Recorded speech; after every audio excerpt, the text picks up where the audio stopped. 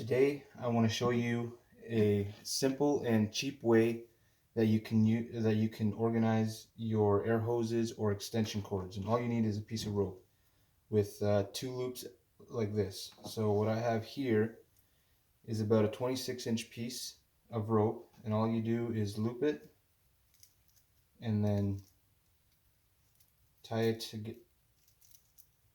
a loop into it like this. Make sure it's nice and tight, and do the same thing with the other end. And what I used here is a 1/4-inch rope. You could use twine.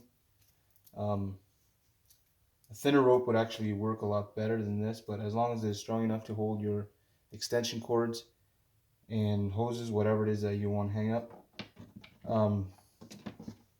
Yeah, so 26-inch piece gives a short piece like this, and here I used a longer piece. I'm not exactly sure how long this one was, but the way you use it is my air hose here, loop it around like this, and you put that loop through there, and then there you go. Just hang it up